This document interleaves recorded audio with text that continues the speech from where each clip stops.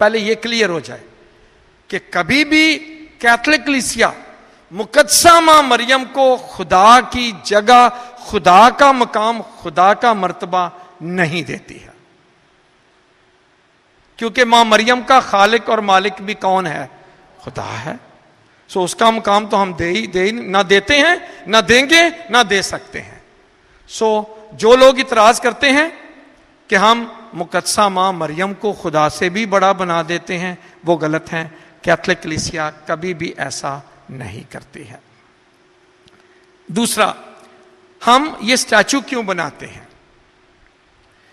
ये स्टैचू जो हैं, इनका बनाना क्या पाक कलाम में मना है?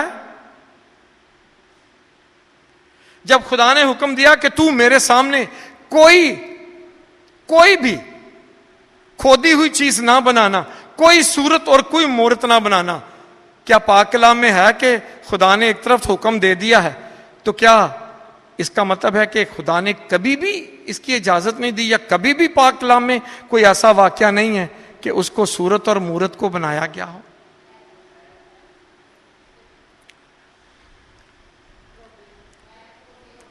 ओके, सबसे पहले, उससे भी पहले जब खुदा ने सारी कायनात को बना लिया, तो फिर आदम को बनाया और क्या कहा था?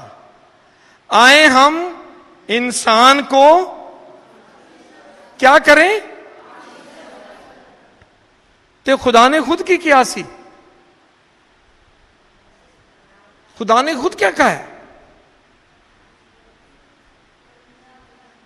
खुदा ने खुद क्या कहा है कि मेरी सूरत किसी तरह भी नहीं खोदनी। इन्नियां सूरतां खोदियां ने क्यों नहीं खोदियां? आओ हम इंसान को अपनी सूरत पर बनाएं। लिख लो, एक तरफ हुक्म है और दूसरी तरफ खुदा खुद कहता है आए हम इंसान को अपनी सूरत पर बनाएं। इधर रौला हो गया है, अपनी सूरत पर बनाएं। एक तरफ हुक्म है मेरी सूरत नहीं बनानी, और दूसरी तरफ खुदा ने ये मैं तो समझता हूं सारे खुदा की सूरतें नहीं है। आए हम इंसान को, आदम को नहीं कहा, आए हम इंसान को अपनी सूरत पर बनाएं।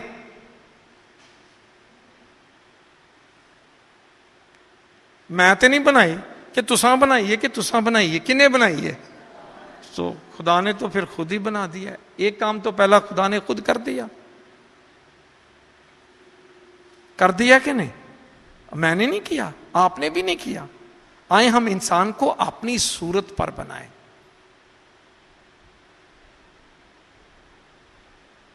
फिर दूसरा, खुदा ने हैकल में खुद हुक्म दिया कि संदूक पर, हैकल में क्या किया जाए? क्रोबीम बनाया जाए, फरिश्ता बनाया जाए। खुद कहा, बाइबल मुकद्दस में खुद कहा फरिश्ता बनाओ। ये मुजस्मा नहीं है, ये खोदी हुई नहीं है। वो फरिश्ता पत्थर तो नहीं ना रख दिया, खोद के फरिश्ता पार बनाए होंगे, सारा कुछ किया होगा। खुद कहा, खुदा ने हुक्म दिया, खुदा ने हुक्म दिया। बनाया कि नहीं? बनाया।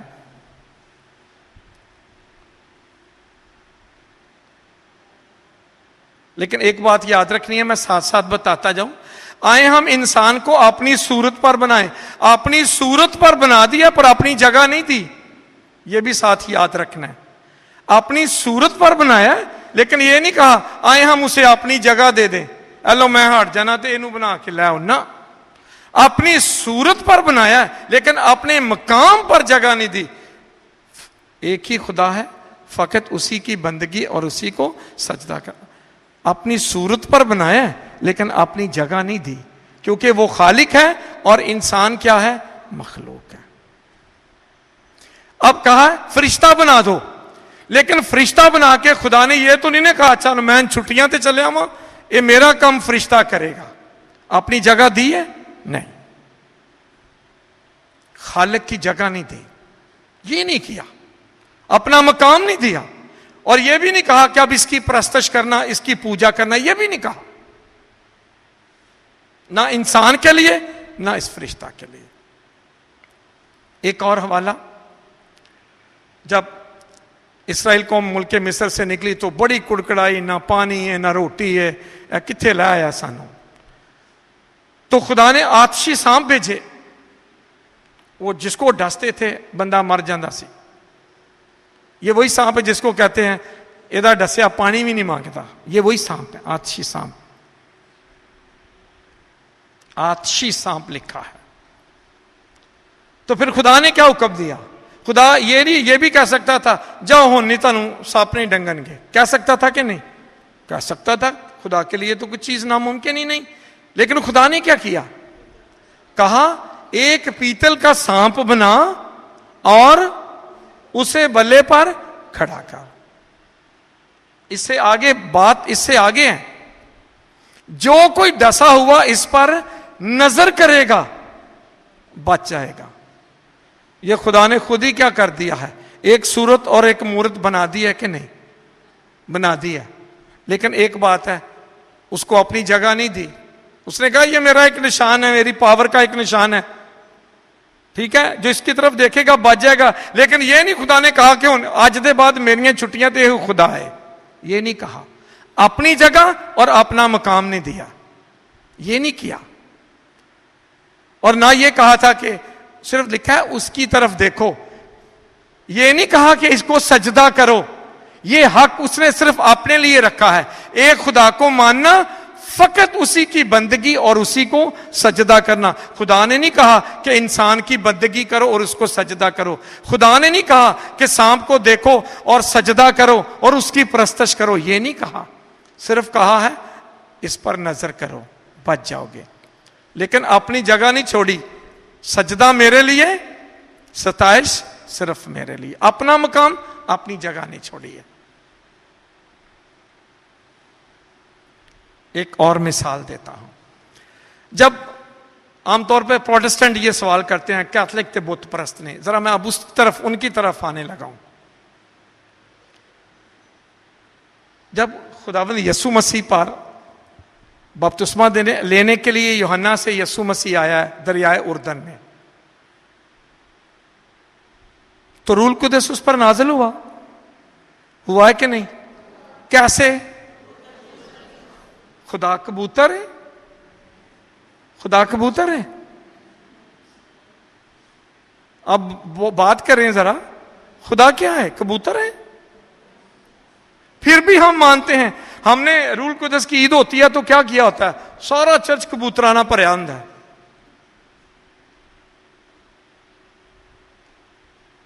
कबूतर क्या है?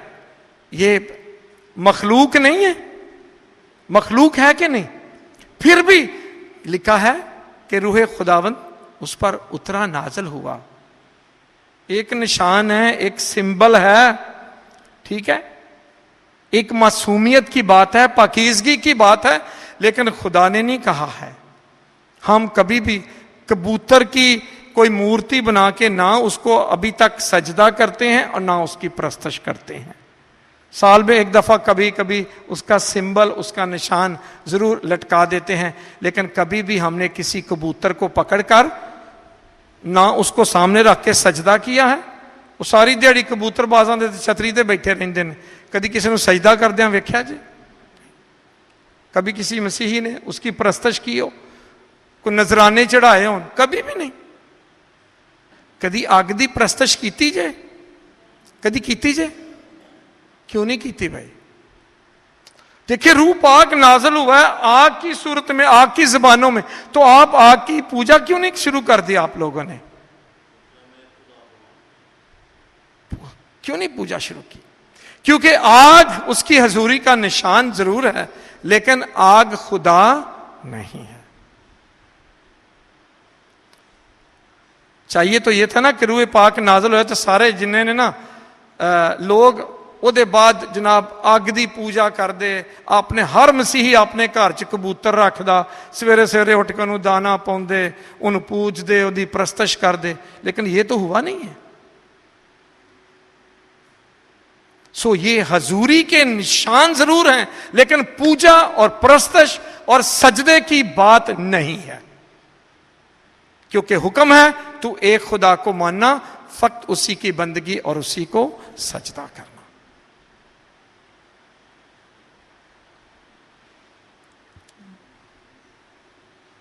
अब मैं खत्म करने की तरफ आता हूं। ये स्टैचू जो है, ये मूर्तियां जो हैं, ये हम कभी भी, कैथलिक मसीही कभी भी इनको सजदा नहीं करते हैं। ये क्लियर होना चाहिए, क्योंकि सजदे की जगह सिर्फ एक हस्ती है, कौन? खुदा। ये क्लियर है, कभी भी सजदा नहीं करना चाहिए, नहीं करना चाहिए।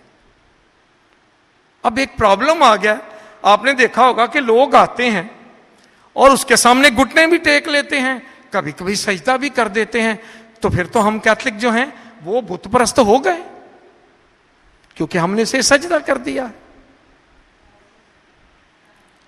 पैर भी चूम लेते हैं, तो फिर तो बुत परस्त हो गए हम, हो गए कि नहीं?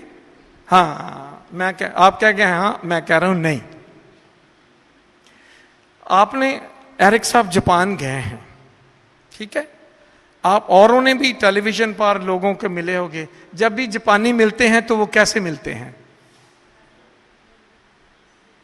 तो सजदा कैसे करते हैं? ऐसा ही है। तो फिर तो सारे जापानी बुत परस्त हैं, क्योंकि वो तो हर एक को सर झुका के मिलते हैं। अगर सर झुकाना ही बुत परस्ती है, अगर सर झुकाना ही सजदा करना है, जापानी तो सारे एक दूजे को सजदा कर देना, और इंडियन भी, वो पांव को भी हाथ लगाते हैं। ये तो सारे हिंदू बुत परस्त हो गए ने, सारे जापानी सजदा कर देना। अगर ये सर झुका देना ही सजदा है, तो फिर तो सारे ही जापानी, जो कैथलिक जापानी हैं वो भी बुत परस्त, जो प्रोटेस्टेंट जापानी हैं, जो मुसलमान जापानी हैं या हिंदू जापानी हैं, वो तो सारे ही करते हैं, कोई भी हो। सो सर झुका देना ये जरूरी नहीं कि ये सजदे का ही निशान है। कोई भी कैथलिक मसीही जो वहां झुककर घुटने टेक लेता है, पांव को हाथ लगा देता है, इसका हरगिज मतलब नहीं है कि वो उसको खुदा की जगह दे रहा है। ऐसा नहीं है, ऐसा नहीं है, ऐसा नहीं है। पांव को हाथ लगा देना ये तो कोई बुत परस्ती की बात नहीं है। जो कई दफा यहां मैं खड़ा होता हूं बरकत देने के लिए, कई दफा आके रस्सी को या मेरे हैबट को या मेरे हाथ को चूम लेते हैं। पांव को हाथ लगा दिया, मैं आमतौर पे माफी मांग के मना कर देता हूं, लेकिन लगा लेते हैं। तो क्या मैं कहूं कि अब कोट लखपत में मेरी पूजा शुरू हो गई है, मेरी प्रस्तुत शुरू हो गई है? नहीं, ये तो इज्जत है, ये तो एहतराम है। जापानी, उनके लिए ये सलाम है और एहतराम है। और अगर कोई मां मरियम के स्टैचू के सामने कोई घुटने टेक लेता है, कोई पांव को हाथ लगा देता है, उसको खुदा नहीं बनाता है। आप उससे पूछ रहे हैं ये आपका खुदा है, वो हमेशा कहेगा नहीं, खुदा उधर है। ये तो एक मुजस्मा है, ये तो एक याद है, ये तो एक याद है, इससे ज्यादा नहीं। वो सब लोग जो इन मुजस्मों की मुखालफत करते हैं, सबके घरों में अपनी तस्वीरें भी हैं और दूसरों की तस्वीरें भी हैं। मां बाप की तस्वीरें हैं, वो भी ला दियो, फिर वही बुत परस्ती है। कोई चीज भी, उसने कहा तो कोई सूरत भी मेरे सामने ना रखना, तो फिर बंदे भी मार दो, भी खुदा दी सूरत है, उन्होंने भी ना घर च रहन दो। आए हम इंसान को अपनी सूरत पर पैदा करें, तो उन्होंने मुका दो सारे, क्योंकि ये तो बुत परस्ती आम हो गई है। फिर बुत परस्ती बहुत फर्क बात है। बुत परस्ती है खुदा की जगह किसी चीज को भी दे देना। खुदा नंबर 1 है, अगर आपने उसकी जगह दौलत को नंबर 1 बना दिया तो बुत परस्ती शुरू हो गई है। खुदा नंबर 1 है, अगर उसकी जगह आपने रिश्तों को दे दी, बुत परस्ती शुरू हो गया। जो कोई अपने बाप या अपनी मां या अपने भाई को मुझसे ज्यादा प्यार करता है वो मेरे लायक नहीं है। क्यों? बुत परस्ती शुरू हो गई, मेरी जगह दे देती है। एक खुदा को मानना, फक्त उसी की बंदगी और उसी को सजदा करना। जो जगह खुदा की है खुदा को देना, जो जगह खुदा की है खुदा को देना। जब तक हम अपने तल्लुकात में, खुदा से तल्लुकात में उसका मकाम कायम रखेंगे, खुदावंदा तू लश्करां दा खुदा है, तू जोर तू तेवे, या रब तू मेरी पनाह है, तू मेरी चट्टान है, दाइम यहोवा या रब, यह हवा है, उसकी जगह कायम है, हुक्म पूरा हो गया है।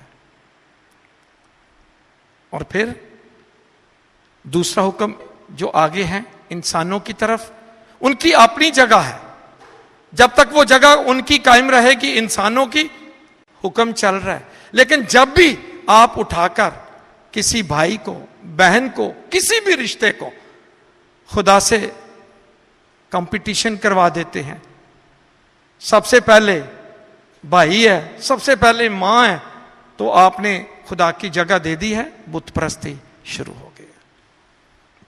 नंबर 1 खुदा है, सबसे आला मुकाम खुदा का है, उसी की जगह उसी को दे दो तो पहला हुक्म जो है वह पूरा हो गया। और उसकी जगह जब तक कायम रहेगी तब तक बुत परस्ती नहीं हो सकती है।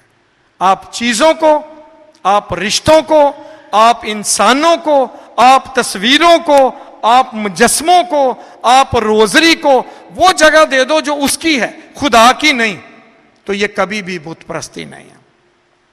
आज के लिए इतना ही। Thank you very much.